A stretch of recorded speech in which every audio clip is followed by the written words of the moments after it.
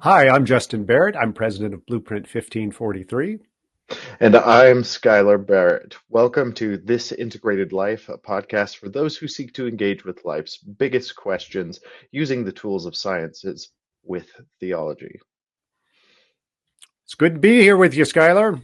It's good to be here too. Anna, as you well know, is taking some well-earned time off, and I am pinch hitting for her while she recovers from working an obscene amount. Oh, she does do that. She is a hardworking lady. It's a good thing she's good at what she does. It is. It is. But So, what are we going to talk about today? why people are losing faith in the sciences. Okay, so why are people losing faith in the sciences? I guess we should first say people are losing faith in the sciences. It's not, there is some Pew and other kinds of survey research out there starting to suggest that across many different kinds of institutions, people are losing faith, whether it is higher education, government, the media, journalists, schools, public schools, churches, but also the sciences. People seem to have their confidence dipping. So, what's going on there? And should it be dipping? I guess is what we are talking about. Do I have that right? Yep, that is correct. Is this your impression too? That Well, that's why I brought it up in the first place. It seems that overall, right, there are some people who are still diehards who believe the sciences are valuable in every way, shape, and form. But I think the real issue behind the issue is that science has become a political topic. And once you get involved with power, there are people who will automatically discount what you're saying just because it's not purely for the sake of gaining new information, making us better as a civilization. It's for political gain. So that definitely seems to be something poisoning the well of what the establishment of science used to be or could be. yeah, okay, I see your point there. Yeah, it's certainly the case that in this day and age, there is an entanglement with at least certain sciences and perceived political power and manipulation.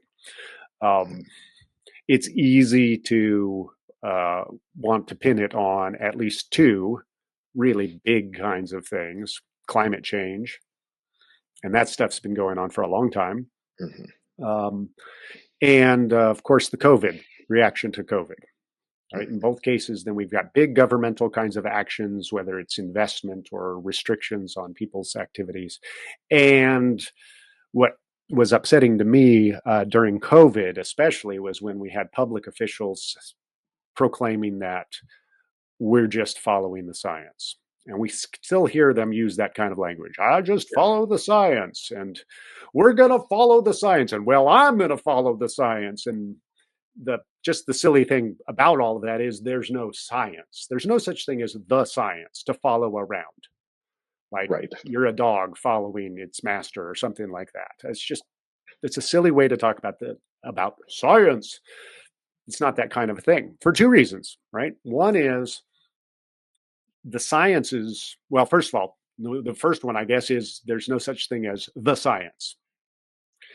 The whole Right. point of the science is we've got investigative methods for trying to better understand the natural world, how it works, its dynamics, what's out there, what's in here, all of those kinds of stuff. That's what the sciences do. It's a set of investigative methods for figuring out the world, and they're pretty darn good ones, I think, when they're used properly. So there's that. But that descriptive activity doesn't tell you what you should do about any of that. So just by me saying, well, it turns out that there's a new kind of salamander in the Smoky Mountains that we had never discovered before, doesn't say, and so I should do what about the salamander? Nothing follows from that. It's just a description. Well, likewise, I could describe that. It turns out that I don't know what's a good example. Oh, a recent one. The attorney or the Surgeon General of the Hmm. United States has issued a sort of a warning. He's blowing the bugle. Hey, we're finding some evidence. Scientists are finding evidence that there's an association between Hmm. alcohol consumption and cancers of various sorts. Okay, well, the scientific work around that could find such an association. Let's assume that it has. And let's assume that it's done it well. I'm not trying to cast aspersions on it. I don't know if I haven't looked at the evidence. I don't Right. know. But let's just give the benefit of the doubt. Yes, there's an association. Well, so what? What do we do about that? So you should stop drinking. The so you should, right? That's not a description. That's Right. That's a something else going on. prescription. That's a prescription. That's right. Yeah. And where does that prescription come from? Well, if you don't want to die of cancer, I mean, is what should be in there. Or increase your But likelihood of dying from cancer. right, and that's where it gets squirrely, right? Is because Yeah. those who are describing some of these human relevant sciences that are about us, that's the really stuff that gets us going. Sometimes I just call that the human sciences, the sciences that use humans as the primary unit of analysis. Well, all of these values about how you should live your life, like whether it's more important to uh, abstain from drinking entirely and maybe sort of be a social recluse, or if it's more important to occasionally have a drink with friends, or whatever it is. We could say the same thing for whatever the issue is. Well, those are value judgments, and Right. that's something that goes beyond the sciences already. So that's not what the sciences do. So you cannot follow them because they don't tell you where to go. They just tell you something about the possible paths. They're like, well, that path is rocky and that one's steep and that one goes downhill and that one's really well paved. You decide which path to go on. Oh, I'm following the science. It didn't go anywhere. You can't follow it. Okay. Right. So there's that. That was really irritating. And I'm not a bit surprised that because public officials tried to use the science as a cudgel and cattle prod to move people down certain pathways, that some of us got our backs up and said, "Whoa, hey, I don't know about that." Um, Certainly, this science thing that you're telling us, it is leading us around. So that's the first one. Science doesn't do that. Second, there's no such thing as the science. Right. It's not a singularity. There's no singularity here. There's Right. no, and sometimes you'll hear journalists or politicians or whomever try to say, well, the scientific consensus is. Sorry, that's not how the sciences work either. Yep. There are all kinds of scientific consensuses that get upset, that get overturned. That's how progress happens. What you're really trying to say there by what the consensus is, at least what you should be trying to say there is the majority of people who have thoughtfully and carefully looked at topic X are of the Mhm. view currently such and such, right? They're of a particular Right. view. Um, but I'll bet you in almost any domain that's a live, active, and at all complicated domain, there are people who are going to say, yeah, I want to nuance that a little bit, right? I've been Right. in these circles enough to know. Or, no, there's this whole other camp. They might be only 5%, but they're sure that the 95% are wrong. And they're sure they've got the good evidence. And 20 years from now, they might have the better evidence. We just don't know. Right. As a philosopher of science friend of mine likes to say, all science is provisional, all of it is partial. And so as we learn more, we fill in the blanks, and some of the provisional nature starts changing it, changing what those scientific findings are. So there's no unitary science.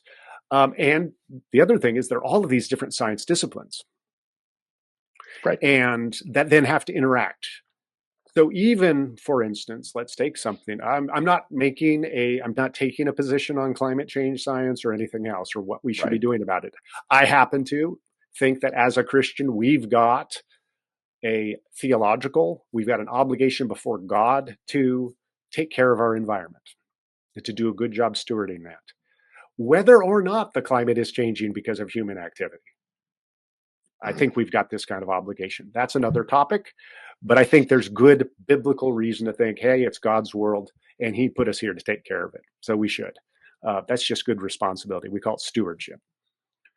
But if we look at even with something like the whole climate change kinds of debates, it's not just climate science that is relevant here. We often talk as if it is. And Right. so a lot of our folks who, they say they study weather patterns. Well, that's part of it. Part of it is different kinds of environmental chemists looking at, well, how do certain kinds of particulates interact with other kinds of things in the environment such that they produce other kinds of things, that they produce heat, that they produce cooling, but then all of that has to interact with various kinds of ecologies like, yeah, and how does that impact different kinds of plants such that they absorb certain kinds of things from the environment at different rates. And then maybe they grow faster or they grow slower. How does this interact with all of the different kinds of animals, non-plants, non-animal living things like bacteria, fungi, all these other kinds of things? These are complex systems that nobody can have enough expertise to be a master of all of them, let alone the human dimension. Right. And as there's a really handy little sort of philosophy of science book that I've read recently called Getting Science Wrong. I'd have to look up the name of the author. But Getting Science Wrong, he makes a really important point. It was written pre-COVID, and he makes the point that when it comes to human interactions with their environments, whether it's in the spread of diseases or whether it's impacting our environment around us, say clean air, clean water, whatever you want to talk about. Right. It's really hard for the sciences to predict outcomes. In fact, they're notoriously bad at it. And the reason being is humans change their minds. Humans start doing stuff. And sometimes they do stuff in response to what you say is going to happen. And then what you said was going to happen isn't going to happen anymore because they changed. An example that he used, a historic type of example, was from the late 19th century, so the late 1800s, where some of the leading experts were predicting, and then this was true in the early 20th century as well, predicting that the available fossil fuels were going to run out within the next, say, 50 years. Right. And here we are, 100 years later, and we're still doing the thing. And if anything, we think we found more than we ever imagined would be available. Right. Shale revolution and everything changes. Everything changes. It's just one of many, many, many examples where the predictive power of the sciences get really weak once they start interacting with human behavior. And good scientists should know that. And most scientists do know that. But so I see that on your face. Go ahead. Well, right. But how many scientists actually engage with the human aspect of, right, where their science ends and where human interaction begins, right? A lot of scientists do nothing with human beings, right? Your chemists, your physicists, they're not touching people at all for the most part. But sometimes they still feel like they should say things about people that can lead to interesting outcomes. Let's say it is a fair point. It's true. And as a human scientist, I have at various points in my career found it very frustrating when a physicist, for instance, wants to tell me how I should be doing my work, or they draw really naive kinds of conclusions from a particular scientific finding. But they're, an exalted physicist, fantastic in their domain, but it's a little bit like, yeah, dude, get off my lawn. You don't know what you're talking about here. But so there is this. I hope my scientist friends don't take this the wrong way. I think I'm on very safe ground here if you don't respond defensively. Sir Martin Rees who was, I believe, the astronomer royal or Yep. whatever they call him in Britain. Hmm. He's a Templeton Prize winner. I think he was like the head dude of the Royal Academy of the Sciences in the Okay. UK for a while.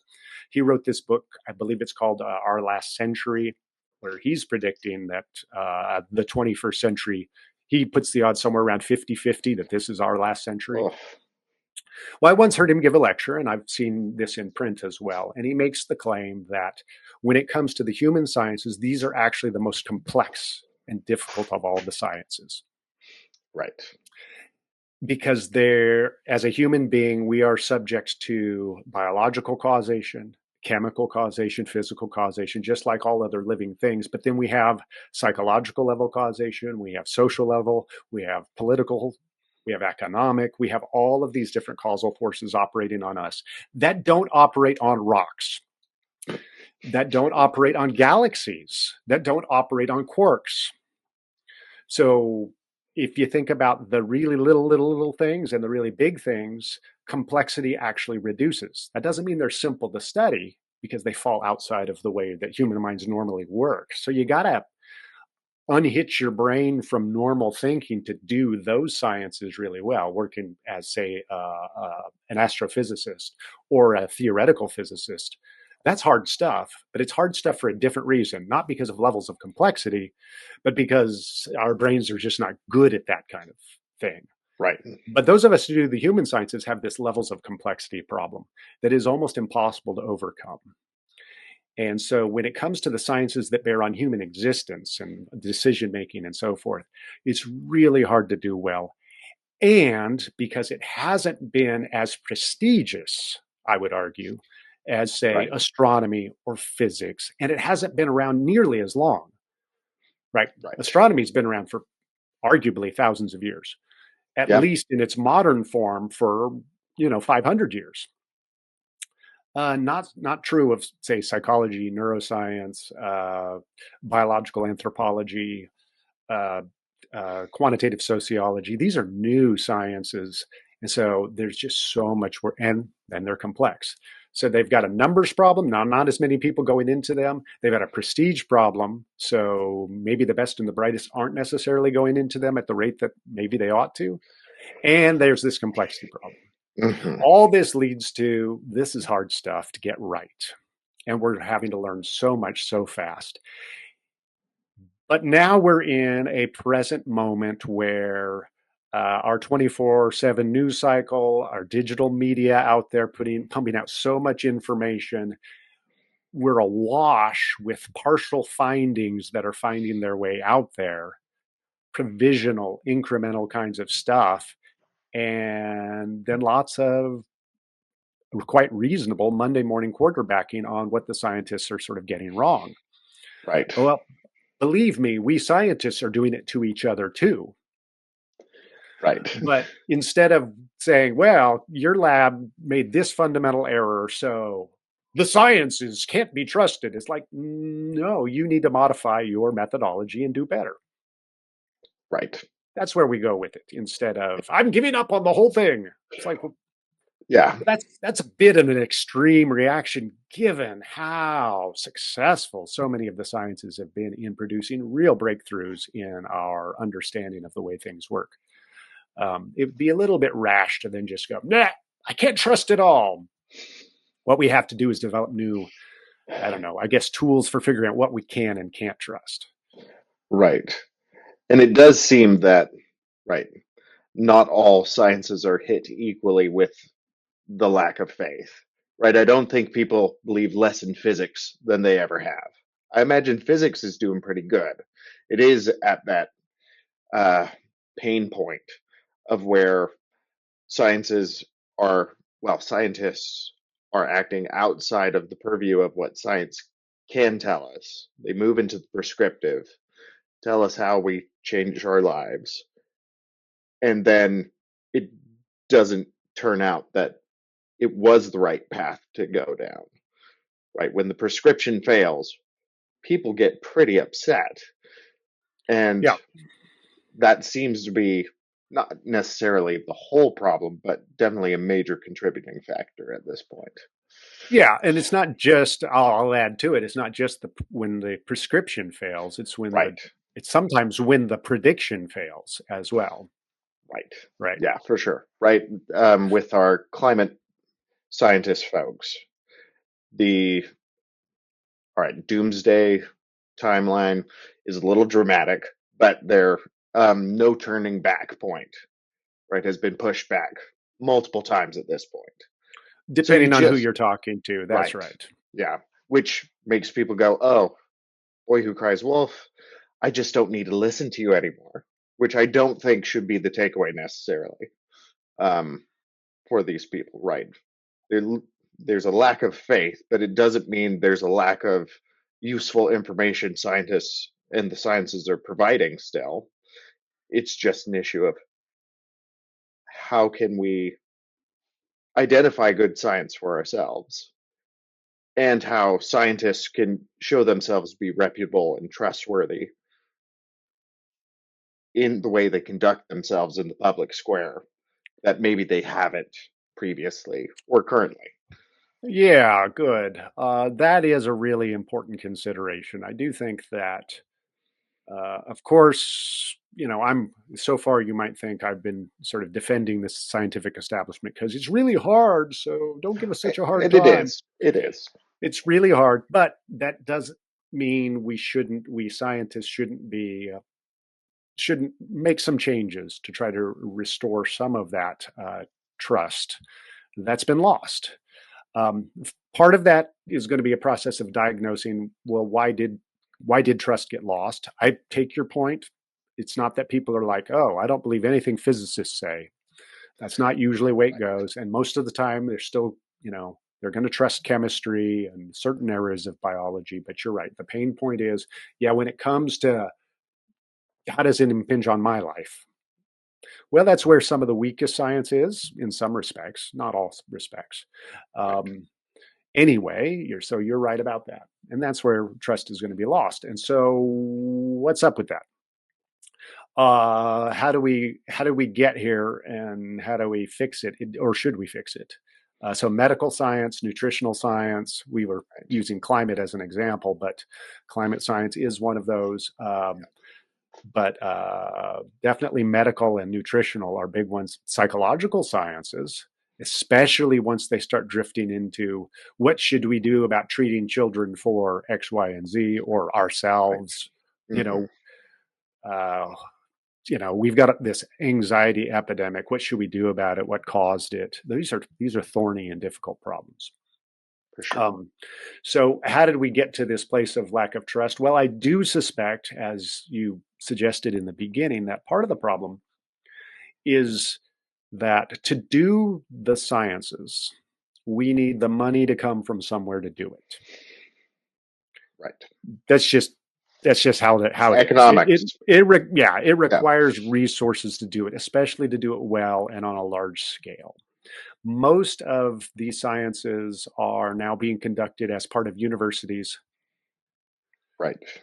Sometimes they're in industry and in independent kinds of think tanks and stuff, but most of the time it's still university settings. Well, where does the money come from for university research? Um, Sometimes donors. Sometimes there's gleaning off of student tuition dollars, but the biggest chunk, as far as I know, maybe I've got the numbers off here, but it's still coming from government sources and grant making agencies of various sorts. Well, as someone who's written and received grants and done research under grants and so forth, the people who make the grants want to know that you've used the money well. Right. And they want to know that you've used the money to an end that they care about. Now, if the funding bodies have sort of opened themselves up the right way, what they should care about if they're supporting scientific research is the scientific exploration of a particular topic. And they're going to leave their hands off of what the conclusions are. Right. But the truth of the matter is, a lot of funded research, the funding bodies have an angle. They have a hope of how the things are going to come out. And while I'm not saying that then the scientists immediately go, I'm going to fudge the data, I don't think that's what happens. But I do think that they're going to give, that there's pressure at least to give the let's call them the hypotheses of the funding bodies, very welcome kind of possibility. We're going to work hard to see if they're right. We're not going to work quite as hard to show that they're wrong. Right. That will be the pressure. That'll just be the natural pressure, Yep. even if you're not aware of the pressure, even if you don't think you're doing it, that's likely to happen. Now, that sounds a little cynical. There's a less cynical point on all of this, though. And suppose that's not happening. Let's suppose that that's not happening. Okay. It's still the case that whether I'm getting money from my university for the research or from a funding body, usually what's expected is some kind of a punchy press release. The so what and who cares? Right. Nobody wants to be that guy that a certain senator from Kentucky sort of trots out at the end of the year and embarrassingly sort of suggests that there's no point to your research. Nobody wants to be that guy. So you want to tell a story about your research, about why this matters, why this was a good investment for, say, the taxpayers or for that funding body to put money behind. And so even if there's not pressure to favor this hypothesis over this hypothesis, there is pressure to have a nice, clear, punchy account of why this matters in the world. So we've learned this about children's development. It's going to have a big impact on our educational system, or at least it might. They're like, well, get it. Okay, now you've moved into that ought space again. What ought we do with the findings? And there's a lot of pressure to go there, because otherwise, why should we invest money in your research if it doesn't really have any payoff in the real world? So there's pressure to sort of maybe overstate or be a little bolder with your findings than you might otherwise be. And even the scientists who, and most of my colleagues, I think, actually fall into this category. They tend to be very careful. They tend to want to nuance things and say, well, no, we found this. What really matters is this, and all I know is this. So it's going to take a while. But we say that to our university press office, or we say that to the funding body, or we say that to a journalist who comes knocking. And the journalist says, yeah. Too nuanced. No one's going to understand what you're talking about. What's the single takeaway? And even if you don't give it, they might take it away and go, this is what I'm going to run with. Your research shows this, at least assuming all of these other things that we're going to drop down into the footnotes. And so then it looks like the scientist is being bolder than maybe they are. And then when maybe that same lab finds something new that kind of either contradicts or at least importantly massages that original kind of claim, now it looks like they flip-flopped or something. And no, that's just how it works. That's just progress in doing this, is you learn more and more by gathering more data. And you didn't want to be all sort of, I'm going to change education because of this finding, but a journalist ran away with it, or whomever, right? It's not always journalists. That's a hard job too. Science journalism, really hard job.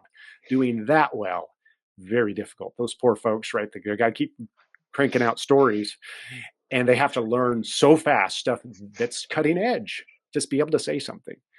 So all of these people have hard jobs, but when lots of people have hard jobs working in murky spaces, it's a wonderful recipe for at least sometimes some pretty clunky stuff showing up. But I'll remind people that in professional baseball, if somebody is out 70% of the time at the plate, we think they're an amazing hitter. Right. They're batting 300. They're batting 300. 300's amazing. Which is fantastic at that level. Um, in Yeah. some sciences, yeah, you'd better bat. Well, actually, pretty much all the sciences, you got to bat better than 300, and they do. But all they, there's not a whole lot of grace if once you've rolled out a finding and then a journalist got a hold of it, and then a decision maker got a hold of it, and they passed legislation or a new policy on the basis of it. And then you go, no, no, no, no, no. You went too far with that.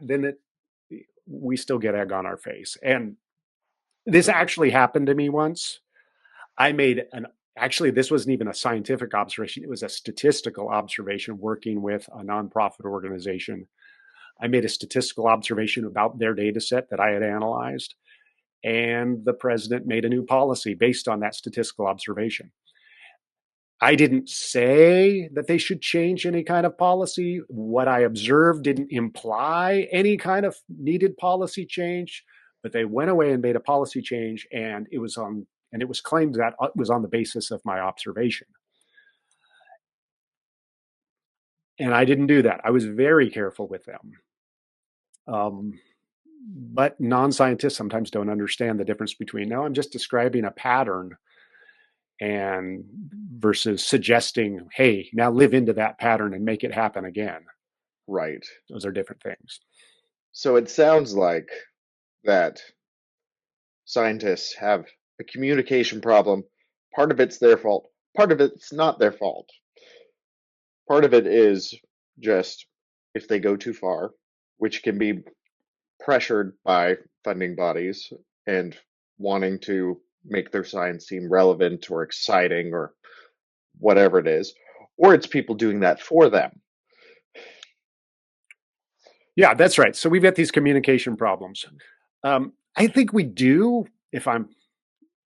Again, I apologize to my colleagues. I don't mean to, but if we're honest with ourselves, some of us have ego problems too.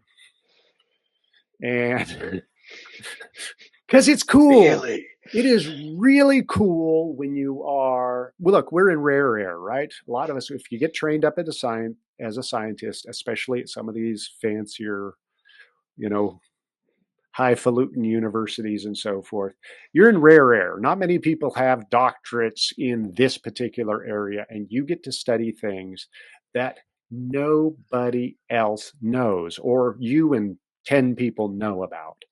And it's kind of cool.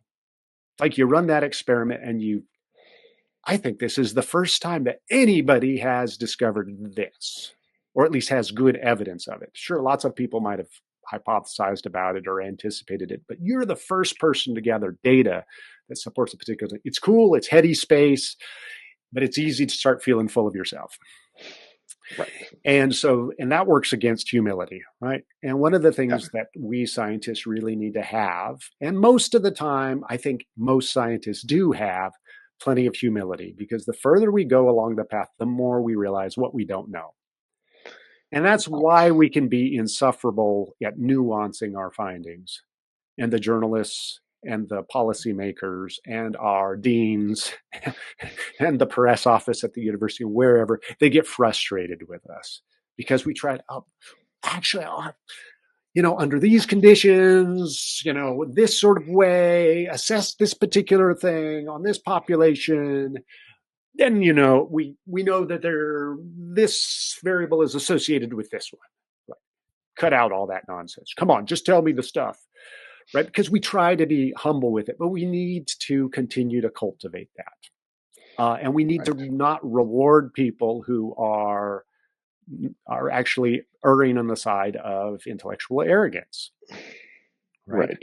So that's one of the errors off of intellectual humility, is arrogance and thinking you know more than you do.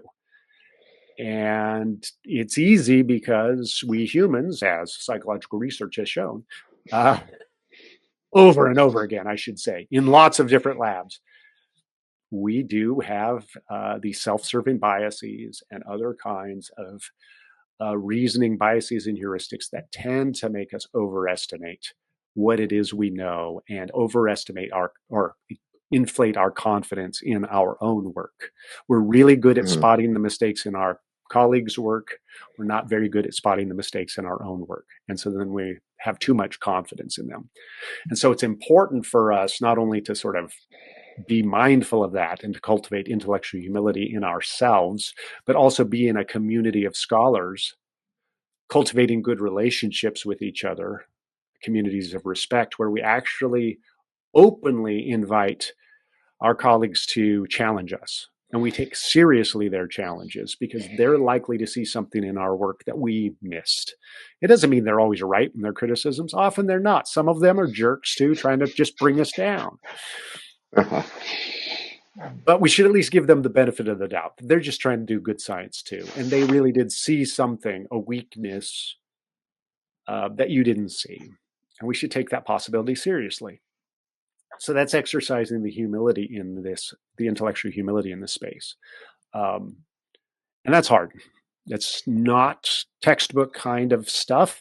When we're taught about the sciences in school, we often get this narrative of these heroic, courageous geniuses working all by themselves who make these great breakthroughs against all odds, against all the naysayers. They ignored all of the people saying, no, you can't, and no, that's not possible. And they discovered this in spite of all of those critics. That rarely happens in real life. That's not actually how the sciences typically work. The sciences are socially distributed kind of exercise that are built to help weed out our mistakes as individuals. We're stronger together than we are as individuals in doing the sciences. Quick observation for those who are Christians going into the sciences, this should resonate with us because, of course, the Christian faith is full of the value of humility. Humility is a huge virtue, right, in Christianity. And it doesn't go away just because you become a scientist. Like, okay, I'll put my humility on the shelf because I'm doing science now, and this is where I'm supposed to be, I don't know, full of myself and cocky. It's like, no, you're not. We're supposed to be exercise humility in that space too, particularly intellectual humility and interpersonal humility with others. Or so Right. says I, boldly. It's Not hard to talk listening about to a humility without sounding word. like, wait a minute, you're awfully confident and full of yourself there, aren't you? Right. But there is a time and a place for that sort of thing, right? And I think one of the other big issues that reared its ugly head in the last 5 years or so, but it's not anything new, is just a perception, or at least a feeling that there were scientists who knew that whatever was the main prescription of the time, whatever it is for whatever issue, did not adequately speak out against the direction in a timely manner and get Ah, to the people in time, right? There's a lack of courage. So there is a time and place to be like, hey, you should be more humble. Hey, not everybody agrees. Hey, are you sure about that? That at least is not visible, right? It doesn't make for great headlines. So part of that, I'm sure, is not scientists' fault, but still, it doesn't get you off the hook. If you want to maintain the integrity of your discipline, your institutions, your place in society, you've got to get out there and get in front of some cameras and say, hey, we need to talk about this, even if it puts you in the line of fire, which it was felt in recent history just hasn't been happening, which might be in spite of the best efforts of some scientists. But if we have a herd mentality in the sciences that seems to be taking over and guiding things, which might come from economic factors and social factors and psychological factors, that is just scientists being humans. But as moral people, Christian or not, we have obligations to stand up when the time calls for it. Because you don't get to be brave in your scientific discoveries and then in public life just check out. Nobody's going to give you a gold star for that. Uh, yeah. So you're raising the issue of, well, we might say intellectual courage as well, or just Right, interpersonal courage. right. Um, it's true, right? Our virtues don't exist independently of other virtues, and if you lack courage, intellectual courage in this case, then it's off. I mentioned, right, there's you've actually read more on this than I have. I think that on one side, we often with our virtues have sort of vices on either side. Yep. On one side, and interestingly, I think humility is one of those where people don't think of it that way, but it's Yep. true. Um, that when it comes to if you've got sort of a lack of intellectual humility, we think that just means you're arrogant. And it often does mean that you can be intellectually arrogant. But there is a vice on the other side. And the vice on the other side is you don't think enough of your ideas, or you don't think enough of your intellect. So you're not thinking too much and being arrogant, but you're not thinking enough. You're being diffident, or you're being deprecating, or whatever that is. And so then when you do make a discovery, you don't push hard enough on it. You don't lead with it, because if it sort of is outside of the mainstream, because you don't have enough courage to move it. So a lack of courage then can move you to a different intellectual vice. And this, Right. I think that's what you're pointing at. Yep. And that's definitely the case. And it is tough. I mentioned that, at least in the human sciences, maybe with the possible exception of medical research, and maybe nutritional research, so much of it is happening in the university setting. Right. Well, that means we're socialized by our colleagues in the university settings. And we know from lots of different research on universities now, what their profile is and so forth, they're actually not they're not that diverse when it comes to political viewpoints or worldview or things like that. They're actually surprisingly monolithic. And so there's a lot of social pressure to just be like everybody else in the university, because they're your buddies, they're your colleagues, they're your bosses. There's your students who are filling out your teaching evaluations, or that you're trying to attract to your classes, or whatever it is. So the social dynamics of the university makes it hard to be a complete contrarian gadfly who is willing to say, I think you're all wrong. Here's what I think. And here's my evidence. That's Right. hard. It's really hard. And to do that socially and then to the funding bodies as well, that's rough. Yes, absolutely. But you're right. I think the general public needs to see us do that periodically. And I do think that we've got a moral obligation to sort of step up every once in a while. It is so hard. I don't like to do it. You often, especially in this day and age with the way that social media works and so forth, Mm-hmm. you run the risk of developing a reputation as just a bomb thrower, when that's not what you're trying to do. You're just trying to tap the brakes on a bad line of thinking. Right. Um, but Well, we've got to do it every once in a while. We really do.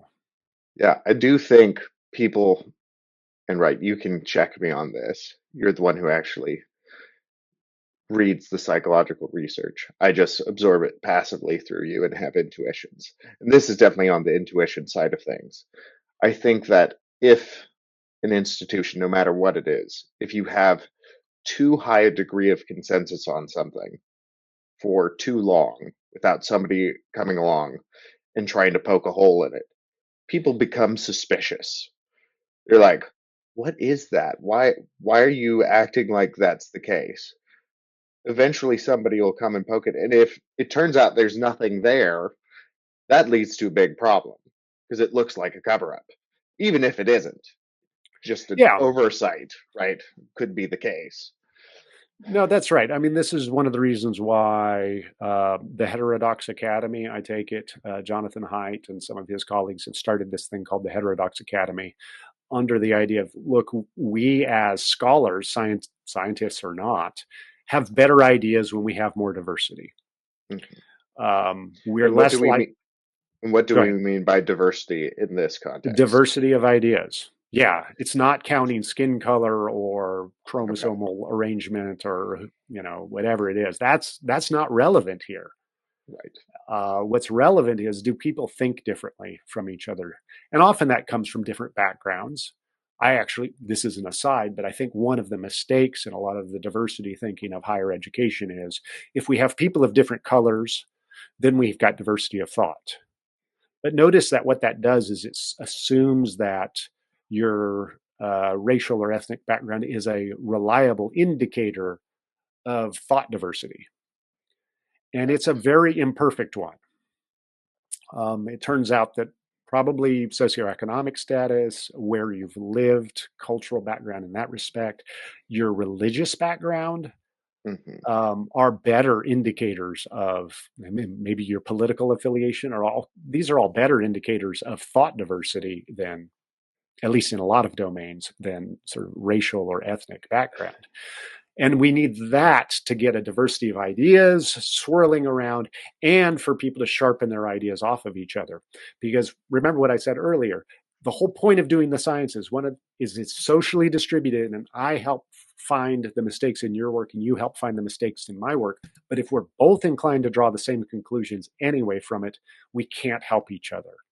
And so we've got weaker scholarship and we've got weaker science. So actually, from this perspective, being a colleague as a scientist who is willing to speak up and say, yeah, I don't see it that way, is an asset if you do it in a in the right way, right? With Right. appropriate humility, with appropriate interpersonal kind of care. Just don't be a jerk about it. I mean, really is Right. what we're getting to.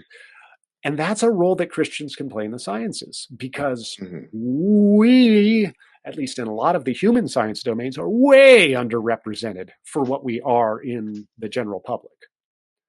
At least in biology, psychology, sociology, anthropology, way underrepresented. Neuroscience, some of these other areas in that part. I'm not sure about physics, and I think we're only a little underrepresented in physics and chemistry, massively underrepresented in many of the human sciences and biological sciences. So we have to be willing to sort of poke our head out and let people know that we're there and thinking differently about things. Um, it's a good thing we do for our colleagues, even though it is scary. Uh, Right. Well, you don't get any moral brownie points if you don't have something to risk, and it's all right? about the moral brownie points. If you're a Christian, as one of our colleagues likes to say, gems in your crown or jewels in your crown. Uh, it, Well, you know, or I guess more to the point, and your integrity, your right? integrity. We've got a higher standard that we're responsible to. And part of the duty put before us as Christ followers is that we've got a burden of responsibility to care for this world that is God's, Hmm. and that includes the cultural elements of it, which means the sciences too, the universities too. We are supposed to be salt and light in all of these environments, and that means we expect to be a little different. If you're not different, you're, you're probably conforming too much. Right. um, Especially in these institutions that are not led typically by Christians, that are sort of in a post-Christian cultural moment. Um, you expect to be different. You expect to be an outsider. You expect to be a minority member, and then you've got a duty to um, elevate your game, do a great job as a scientist, but also show both intellectual humility and intellectual courage in those spaces. And I do think that ultimately that starts contributing to a change of the culture. around, do we trust the scientists? Because there is more diversity of thought. There are more scientists calling, calling each other out on things. Um, and then we Christians in the sciences need to be ambassadors for the sciences to our communities outside of the sciences, outside of the academy, and do a Mhm. good job representing what the sciences really tell us and what they don't. Right. Not getting too partisan about them, whether it's around sort of whether they're Christian enough or not. That's not the go-to. Right. Whether they align with a political party or movement, that's not the issue. It's whether they're truth aimed. Are we being accountable to our best reading of the facts of the matter as are being discovered by these really powerful tools that we have in the sciences? That's kind of our obligation as I see it. Right. And I want to hope that will help ultimately restore some of the trust in the sciences, because it will be well earned trust. It won't just be putting lipstick on a pig. It'll be actually earning the public trust again. Right. Because you've described not only individual changes, but individual changes that lead to a larger systemic change. That's the hope. Yeah. Right. And that Yeah. you can trust in. We sure hope so. At least we Yeah. need to do our best. We need to do our best. Um, there will be people who mistrust, and that's fine. But part of that being an ambassador is to point out to people, look, first of all, you don't mistrust the sciences. Oh, I don't know about science. Like, yeah, you do. Every day you get out of bed, you're using technologies that were developed by the sciences that you trust perfectly well. And I've met almost nobody, as you pointed out, who mistrusts basic physics, mechanics, or mistrusts, that biologists really did find a new salamander in the Smokies. I don't know if they did or not. There are a lot of salamander species in the Smoky Mountains, by the way. Most people don't know that. It's a great place for salamanders. That's why I'm using the example. Um, but those are not the kinds of things we mistrust. And so it's not the sciences that you mistrust or science that you mistrust. What it is some kind of interaction between a scientific establishment or uh, cabal that may or may not actually exist, and Right. its interaction with government and other kinds of powerful forces who you perceive as trying to tell you how to live your life with not terribly good reasons behind it. Well, you should be suspect of that, but Right. don't let that bleed into mistrusting everything that you hear from the sciences. Because there are some really smart people doing awfully hard work with, I think, their motivations, at least most of the time, in the right place, who are making cool discoveries that are really useful. And we can't be good caretakers of those resources if we reject them out of hand. Right. Okay. So, those are some of my musings on trust in the sciences. I'm sure there will be more, and I'm sure we'll get more timely examples popping up in the media as we go as well. Oh, they love to give them to us, don't they? Yeah, I'm afraid so. But yeah, but thanks for raising the topic, putting it on the radar, because I think this is an important one for us to talk about. Of course. Of course. And if anyone out there listening has some questions they'd like Dr. Barrett to address, feel free to leave them down in the comments. We will try to get some of those books you mentioned linked up so people can take a look at those as well.